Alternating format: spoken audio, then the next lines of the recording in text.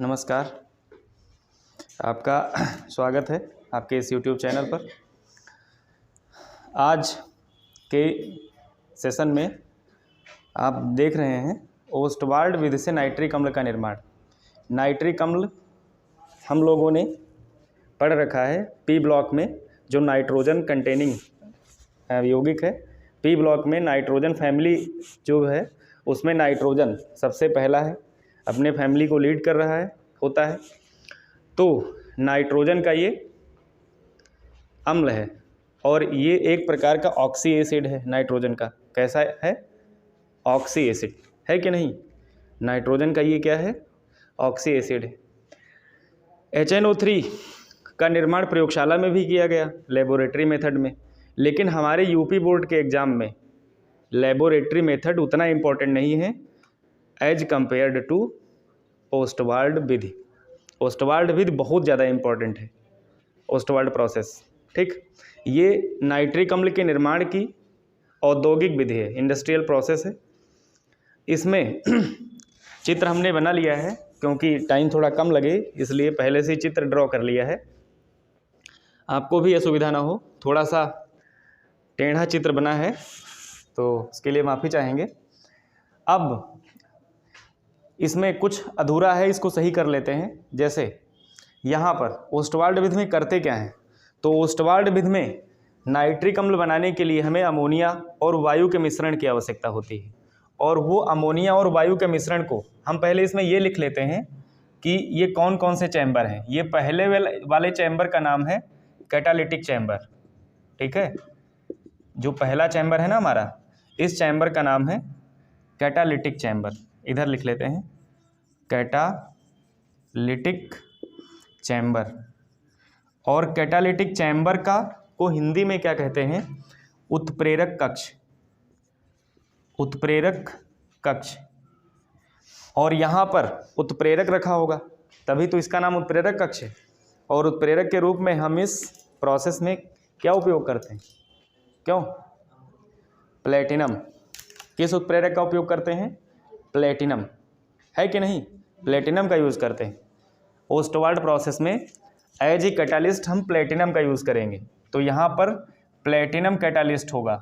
Platinum catalyst का मतलब उत्प्रेरक। ठीक, यहाँ पर उत्प्रेरक यहाँ लिखा हुआ है कैटालिटिक चैम्बर।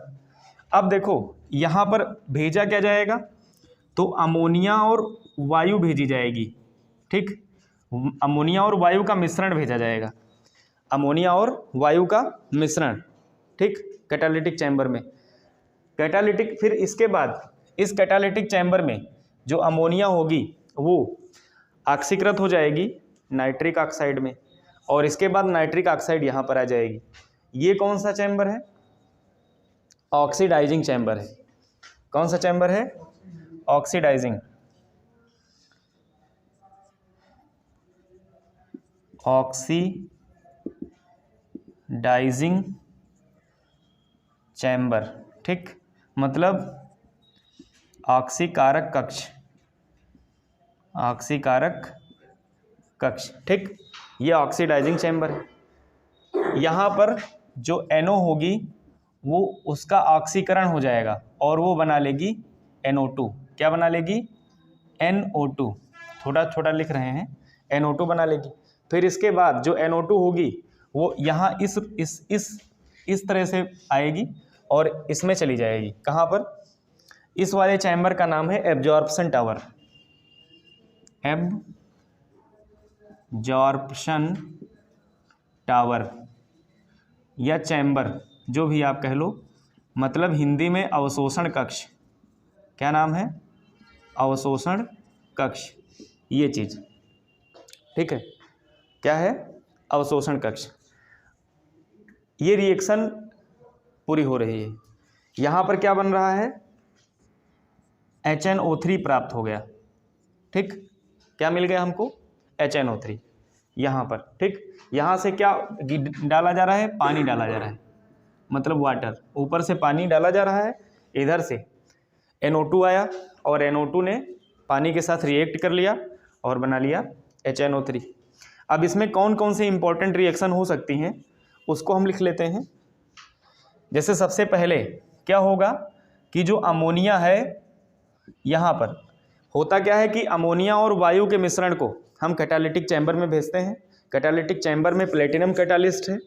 प्लेटिनम कैटालिस्ट क्या करता है, कैटालाइज कर देता है अमोनिया को नाइट्रिक ऑक्साइड यानी NO में बदल देता है। NO ऑक्सीडाइजिंग चैम्बर में जाता है और NO के साथ वायु का मिश्रण भी होता है, क्योंकि हमने बाहर से वायु का मिश्रण भी तो भेजा है। ये यहाँ आकर के नाइट्रोजन डाइऑक्साइड यानी NO2 में बदल जाता है। ये जैसे कि रिएक्शन हमने लिख दी है, NO यहाँ से NO बन के आई और किस में बदल गई, NO2 में। फिर इस NO2 को हमने एब्जॉर्प्शन टावर में भेजा जिसमें ऊपर से पानी टपक रहा है, ठीक। वो पानी क्या हुआ, इसमें जो NO आई NO2 उसको नाइट्रिक अम्ल में बदल दिया। यही प्रोसेस है। इस प्रक्रिया के दौरान जो टेम्परेचर है वो 800 डिग्री सेंटीग्रेड रहता है यहाँ पर कैटालिटिक चैम्बर में, और ये टेम्परेचर यहाँ पर मेंटेन रहता है। मेंटेन इसलिए रहता है क्योंकि जो पहली रिएक्शन है अमोनिया जिसमें ऑक्सीडाइज हो रही है नाइट्रिक ऑक्साइड में, अमोनिया नाइट्रिक ऑक्साइड में ऑक्सीकृत हो रही है जिस रिएक्शन में, वो रिएक्शन एक्सोथर्मिक रिएक्शन है, मतलब ऊष्माक्षेपी है। कैसी है, ऊष्माक्षेपी।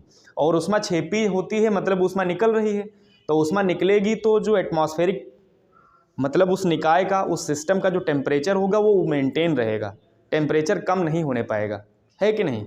ये प्रोसेस है, टेम्परेचर कम नहीं होने पाएगा। कर लेते हैं, जैसे ये अमोनिया है और ये वायु का मिश्रण में ऑक्सीजन होती है, ठीक। और यहाँ पर प्लेटिनम उत्प्रेरक लिख दो और 800 डिग्री सेंटीग्रेड टेम्परेचर लिख दो, ठीक।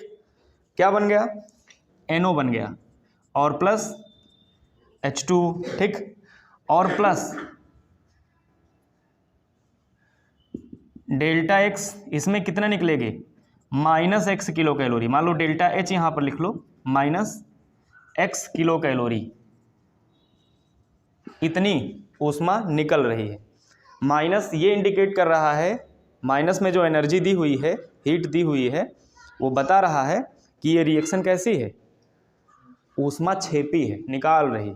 निकालेगी तो सिस्टम जो होगा एक बंद है ना, ये बंद बर्तन ही तो है और इसी के अंदर ये काम हो रहा है, तो ऊष्मा इसी के अंदर रहेगी घूम घूम कर और इसको उतना टेम्परेचर मेंटेन करने में सहायता करेगी। बात समझ में आई। फिर इसके बाद यहाँ पर इसको बैलेंस कर लो, बैलेंस करना बहुत ज़रूरी है। यहाँ पर अमोनिया के 4 तो नाइट्रिक ऑक्साइड के 4 और यहाँ 4 तियाँ 12 और इधर 6 कर लो तो 6 दूनी 12 हाइड्रोजन बैलेंस हो गए। अब 4 और 6 10 ऑक्सीजन है, तो यहाँ 5 से गुणा कर दोगे तो 5 दूनी 10 ऑक्सीजन हो गए, ठीक। तो इस तरह से ये इक्वेशन बैलेंस। अब अगले स्टेप में जो NO है वो O2 के साथ रिएक्ट करके क्या बना लेगा, NO2। इस तरह से NO O2 के साथ रिएक्ट करके NO2 बना लेगा। और अब तीसरी, ये दूसरी रिएक्शन है। तीसरी रिएक्शन, ये जो NO2 है ये पानी के साथ रिएक्ट कर लेगी और क्या बना लेगी, HNO3 plus HNO2, HNO3 plus HNO2। इस तरह से NO2 H2O के साथ रिएक्ट करके क्या बना लेगा, HNO3 और HNO2। यही तुम्हारी 3 रिएक्शन मेन रिएक्शन है। ये तुम्हारी 3 रिएक्शन क्या है, मेन रिएक्शन है। हमको बनाना था नाइट्रिक अम्ल और नाइट्रिक अम्ल हमको मिल गया, तो ये हमारी मेन रिएक्शन है जिसमें नाइट्रिक अम्ल हमको प्राप्त हो गया है कि नहीं। ये फिर से बता देते हैं क्या हुआ। ओस्टवाल्ड विधि से नाइट्रिक अम्ल के निर्माण में 3 चैम्बर हैं। पहले चैम्बर को कैटालिटिक चैम्बर, दूसरे को ऑक्सीडाइजिंग चैम्बर और तीसरे को एब्जॉर्प्शन चैम्बर या एब्जॉर्प्शन टावर कहते हैं। टावर कहो या चैम्बर कहो एक ही बात है। पहले चैम्बर में प्लेटिनम कैटालिस्ट का प्रयोग किया गया है। बाहर से अमोनिया और वायु का 1:9 अनुपात में मिश्रण भेजा जाता है और जो भेजोगे उसमें 95% अमोनिया नाइट्रिक ऑक्साइड में बदल जाएगी, यानी 95% अमोनिया किस में बदल जाएगी, NO में बदल जाएगी। NO नाइट्रिक ऑक्साइड है। फिर इसके बाद अब वहाँ पर ये ऊष्माक्षेपी है, ऊष्माक्षेपी होने के कारण इसका टेम्परेचर उतना ही मेंटेन रहता है, ऊष्माक्षेपी होने के कारण टेम्परेचर मेंटेन रहता है कि नहीं। इसके बाद इसमें आया कौन, NO नाइट्रिक ऑक्साइड, इसका ऑक्सीकरण हो गया, बदल गया नाइट्रोजन डाइऑक्साइड में, बन गया नाइट्रोजन डाइऑक्साइड। फिर इसके बाद नाइट्रोजन डाइऑक्साइड ने इसमें आकर के ऊपर से पानी गिर रहा है, पानी से रिएक्ट कर लिया और क्या बना लिया, HNO3 और HNO2, है कि नहीं। इस तरह से पूरी प्रोसेस हो गई। बहुत इम्पोर्टेंट है, एग्जाम में आ सकती है, आने के चांसेस बहुत ज़्यादा होते हैं। HNO3 से अगर बनाने की विधि में आया तो यही आएगा, है कि नहीं। ये HNO3 को और किस नाम से जानते हैं, तो HNO3 का और क्या नाम हो सकता है, चलिए इसको आप लोग नोट कर लीजिए, ठीक। इसके बाद बताते हैं, चलिए शुरू करते हैं। तो ये यहाँ तक आपको समझ में आ गया है कि नहीं। यहाँ पर बैलेंस कर लीजिए, यहाँ 2NO2 कर लीजिए और इधर 2 कर लीजिए, बस इस तरह से। इसको हटाते हैं और इसकी प्रॉपर्टीज़ पर आते हैं, ठीक है। इसको हटा के और इसकी प्रॉपर्टीज़ पर बात करते हैं, क्यों शिवम, है कि नहीं।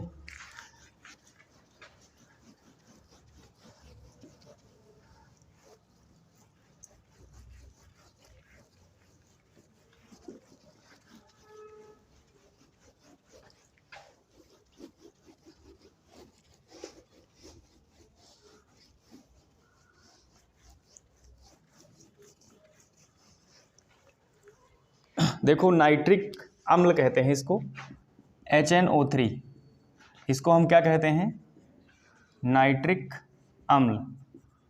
और इसे क्या कहते हैं, ये नाइट्रोजन का ऑक्सी अम्ल है। क्या है, नाइट्रोजन का ऑक्सी अम्ल, ठीक, नाइट्रोजन का ऑक्सी अम्ल, है कि नहीं। क्यों, नाइट्रोजन का ऑक्सी अम्ल है। इसी को हम क्या कहते हैं, एक्वा फोर्टिस, एक्वा फोर्टिस। यहीं से बहुविकल्पी क्वेश्चन बन सकते हैं, ठीक है। और इसे हम क्या कहते हैं, किसका अम्ल, सोरे का अम्ल। इसको सोरे का अम्ल क्यों कहा जाता है, क्योंकि प्रयोगशाला में सबसे पहली बार जब बनाया गया था तो ये सोरे से बनाया गया था, ठीक। किससे बनाया गया था, सोरा। और जैसे यहाँ पर सोरा का मतलब KNO3 और NaNO3 और CaNO3 का होल ट्वाइस, ये KNO3 पोटेशियम नाइट्रेट। अगर इसका रासायनिक नाम देखें तो क्या है, पोटेशियम नाइट्रेट और सोडियम नाइट्रेट और calcium nitrate, potassium nitrate, sodium nitrate और कैल्शियम नाइट्रेट, है कि नहीं। जो KNO3 है उसको क्या कहते हैं, KNO3 को, इसको कहते हैं Indian salt Peter, Indian salt Peter मतलब भारतीय सोरा, ठीक। क्या कहते हैं, इंडियन साल्ट पीटर, KNO3 को। KNO3 का मतलब इंडियन साल्ट पीटर यानी भारतीय सोरा। NaNO3 को क्या कहते हैं, नहीं, इसको कहते हैं चिली साल्ट पीटर।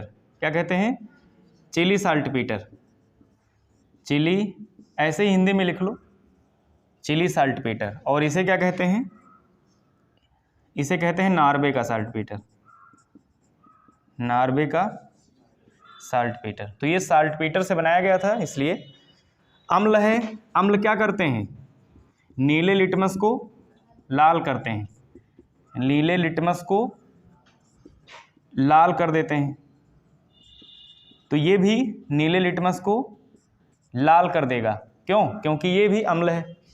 यह प्रबल ऑक्सीकारक होता है, ये भी इसकी एक प्रॉपर्टी है, प्रबल ऑक्सीकारक होता है, प्रबल ऑक्सीकारक होता है, ठीक है कि नहीं। क्या होता है, प्रबल ऑक्सीकारक। और तीसरा, क्वथनांक इसका कितना होगा और गलनांक कितना होगा, गलनांक नहीं, हिमांक।